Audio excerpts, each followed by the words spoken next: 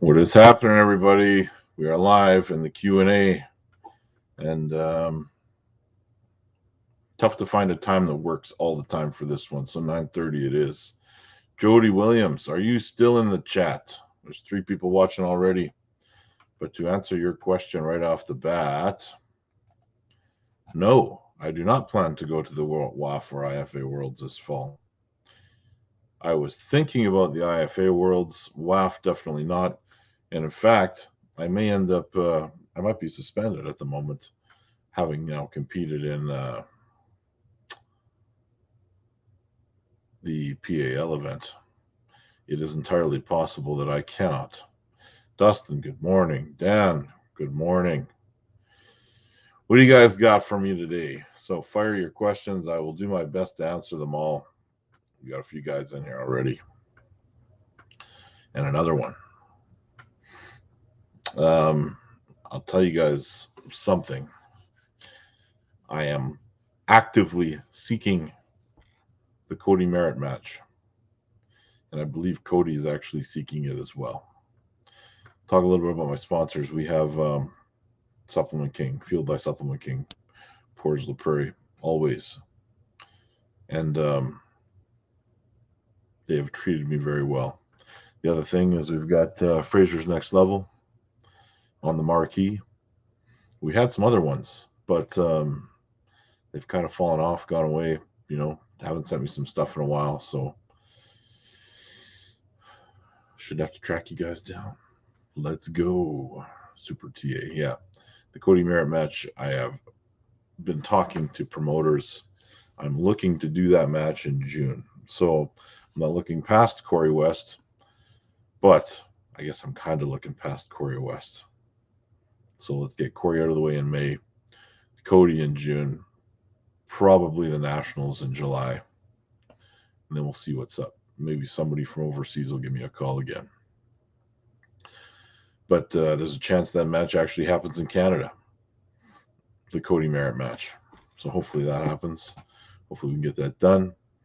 I can talk a little bit about Devin's comments the other day about him saying that he'll pull either me or Cody. All we got to do is show up, basically in his town, which is weird. Having a serious super match with somebody doesn't mean you show up on their doorstep and am I supposed to bring my referee too? I don't know. It's a little weird. And I know Devin would just take that match for nothing. And it's a hostile environment for me. I don't think I would want to just wait in there and give him a call and say, hey, let's do this match right now. Don't see it happening. What else you guys got for me? I will wait, because this is just the live stream for us to do this kind of stuff, Q&A. Give you guys some channel updates. The MMA thing is going okay. I have a co-host that is going to be joining me hopefully this week. And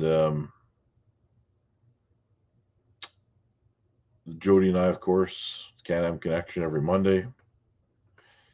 How do you train with a match every month? Are you able to peak? Well, you stay peaked. You basically have that match maybe fit in a practice or two, and then every other thing you do for training is geared towards making sure you're recovered for the next one. That's it. So it's not that hard to stay peaked. It might be harder for some people because of a lot of different variables they have in their regimen, whether that be their training, their diets, their supplementation, their performance enhancement use. Some people can only do one match every 6 months. I'm not that guy. I think I've gotten to a place now where I can probably do one a month for a meaningful amount of time. After July, we'll see. Maybe I'll take a couple months off. Definitely not going to be taking anything in August. I'm going to be wandering around Iceland. Dustin. I just like listening. Wish I could think of a question. I appreciate you, Dustin. I appreciate you coming to listen. But it's going to be a very short show if I don't get some questions. Yeah, so peaking every month, it's not that hard to do. Knowing ahead of time, you just make a plan and stick to it. You know, the 2 weeks before I went and pulled Michael Todd, I was basically just doing volume training and soaking in Epsom salts and to reduce inflammation, getting massage therapy because I had pushed myself a little bit too hard leading up to the match and needed some extra recovery time. Now, we got to sort out the rankings. So Michael was actually ranked 5th.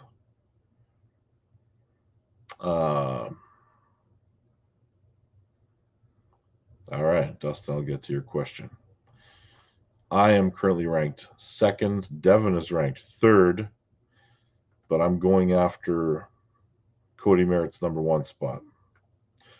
Dustin says, who do you think is better in the USA, Corey or Derek?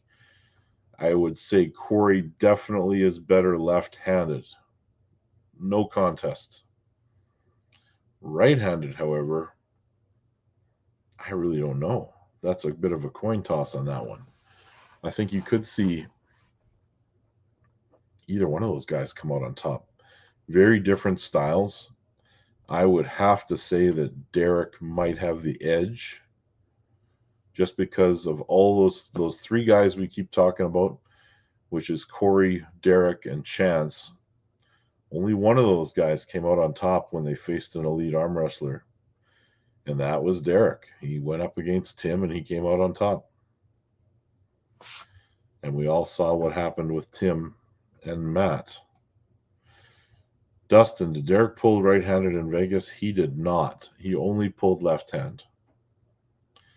His right was bugging him, and he is getting ready to pull Dave Chafee. So no point in him jumping into that right-handed tournament. I don't think he would have had a lot of trouble in the right-handed tournament.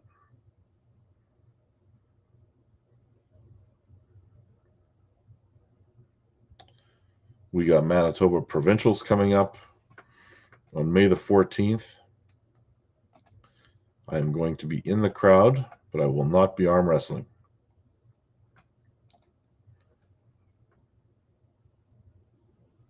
Dustin, I've seen Derek pull right-handed in person, but we're talking a long time ago. Many, many years ago.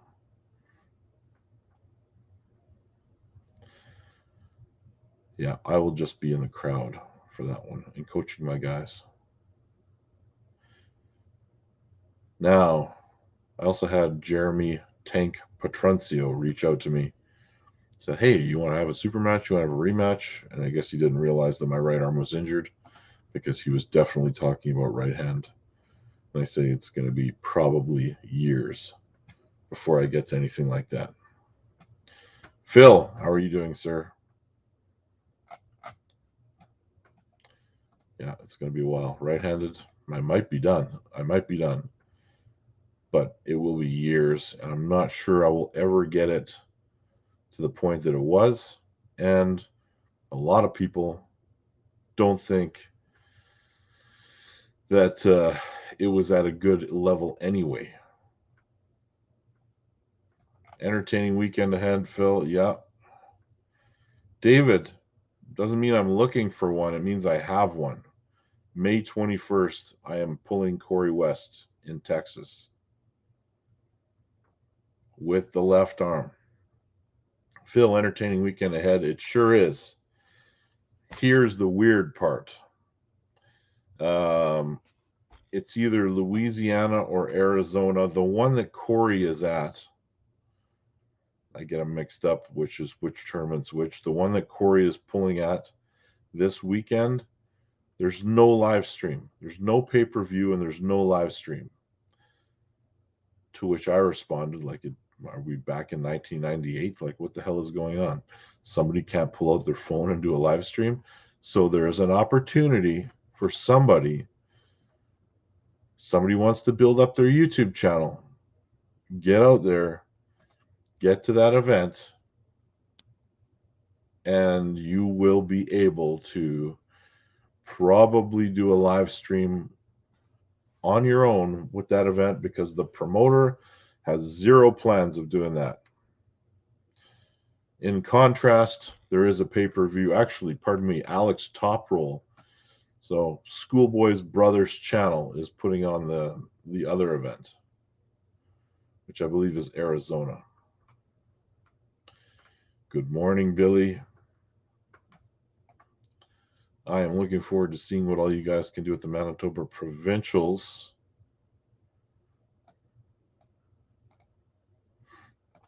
Yeah, next. If you haven't watched the prediction show Jody and I did last Monday, go back and take a look at that.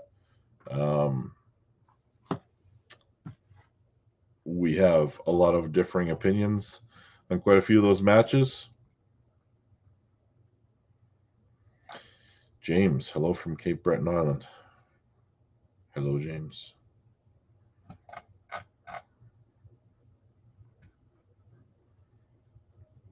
All right, guys.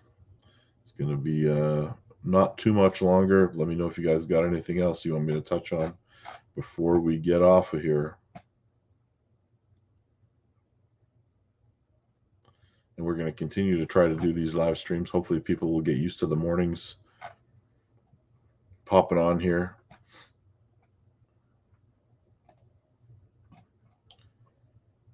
How many rounds do you believe is a sweet spot for a super match?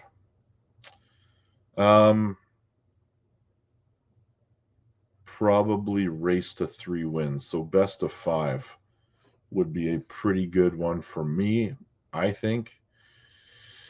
Once you go as high as 7 or a 6-rounder even, once that match 4 has happened, sometimes it's quite redundant. I think you can decide who the better arm wrestler is with best of 5.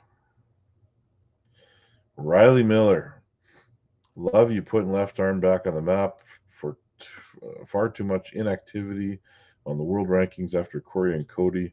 Would love to see you overseas and take on Levon or Vitali left-handed. All the best.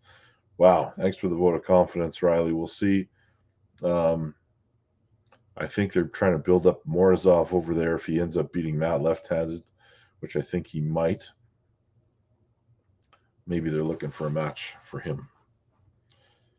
So, Ingen, if you are listening, you know how to get a hold of me.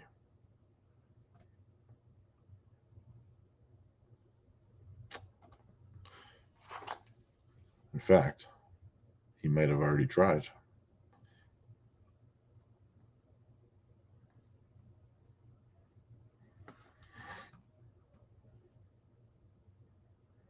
Anyway, I'm hoping that, yeah, the overseas opportunities keep coming.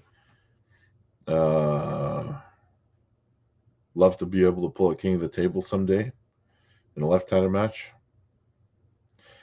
Alex McDonald, how is Krasny ranked number 4 in the world left-handed?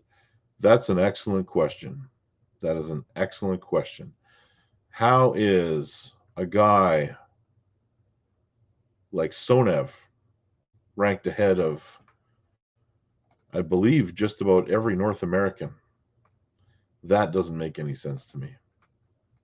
None at all. Riley says Morozov, another killer for sure. Would look forward to seeing that. Yeah, we'll see. I mean, Matt, I don't know where his left arm is at. I don't think he's pulled with it since the UAWL tournament days. Phil, happy to message Ingen if you need, Ryan. Hey, if you guys want to do that, feel free. Ingen and I used to talk all the time because he was training me for a little while. Good morning, Warren. Next week, Wednesday, on Wednesday, is practice. Yeah.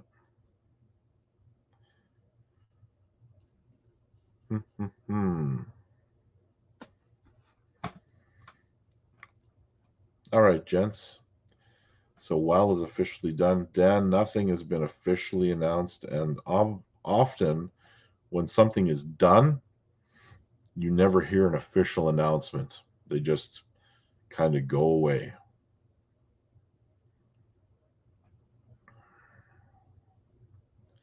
Riley, Matt's left feels like a wall to me, but that's not saying much. Well, perhaps. Yeah. WAL, I used to get regular updates from them. So throughout COVID, they were sending out emails to all the guys under contract, um, dragging them along, giving them hope, telling them something was cooking, something was in the works. Often, it never, well, 100% of the time, it never came to fruition. The only thing they ever did was have their logo on Larry's events, the King of the Table events, that said in association with WAL. And I guess the only reason for that is because some of the WAL contracted guys were pulling there. I said this before, but in 2020, June of 2020, I signed a 2-year contract with the World Arm Wrestling League. It was a waste of paper because I have not had a single match or made a single dime off of that contract. In fact, the one thing that I would change if I could about World Arm Wrestling League is the fact that they don't pay you as if it's winnings. They pay you as if it's a salary. So then you have to worry about tax returns in the United States. And I do not want to do that ever again. I would rather, strictly go for cash and winnings. That's it. So back to that for me. I would not sign another contract like that. Cody Merritt ranked number 12, 8 spots lower, yet Cody would probably dominate Krasny. Those world rankings are a joke. They are. It's almost laughable. Like, it's disgusting where they put the North American guys in relation to some of those guys, despite us going over and beating some of those guys. Warren, do you know if, I assume you mean Mawa will be putting on more tourneys? Yes, they will. I don't know the details at all. But now that everything's opened up, I assume there's going to be more events coming. Billy Bird, $10 super chat, just because you're awesome. Thanks, buddy. All right. Super chats are always appreciated. Awesome. All right, guys, last call. We'll go a couple more minutes, and then I got to get on with my day and head out for a whole bunch of fun real estate stuff. Now, if you guys are interested, check out the show on Friday. It's all mixed martial arts related stuff on this channel. But we're also starting up a show on my other channel that will be real estate related. If you're into that kind of stuff, you'll find it interesting. If it's new to you, you will not find it interesting at all. Hope Corey W. gets the win. You're talking about this weekend versus Carl Stanley, I assume, Phil? Yeah, I hope so too. I really do. It's a little weird because, if a guy books multiple super matches, you want to see that guy get on a win streak before moving on to the next one. So in the case of Matt Mask, you saw him take a loss to Tim, although it was the controversy around it seems to have sheltered him. But now he's going from Tim Bresnan into pulling Prudnick, which could be his toughest match ever. But he's coming off of a loss and going into that match, which creates a weird dynamic. All of a sudden, Matt's an even bigger underdog, in my opinion, but I'll still pay the money to watch it. All right, guys, I appreciate you all. We're going to sign off on this one, and we'll be back next week. Oh, Corey is pulling Krasny on the right. Yes, he is. And rumor has it, Krasny will be pulling a left-handed match. But, I mean, I haven't seen any advertising on that at all. So, whatever, man. They're not putting it on TV anyway, which is weird. So, somebody show up and somebody live stream that event. Go buy yourself a $10 tripod so it's still, and throw it on there. Your YouTube channel will thank you. All right. Talk to everyone soon. Yeah, Jay, the advertising is horrendous. It is. There's nothing, no details. You have two names. You don't know what arm they're pulling. You don't know how many rounds it is. So it's weird. But they're putting on the matches, so good on them. Just do a little better job and get a goddamn cell phone in there to live stream these things. All right, everybody. Signing off. See you Friday. If not, Jody and I are back Monday morning.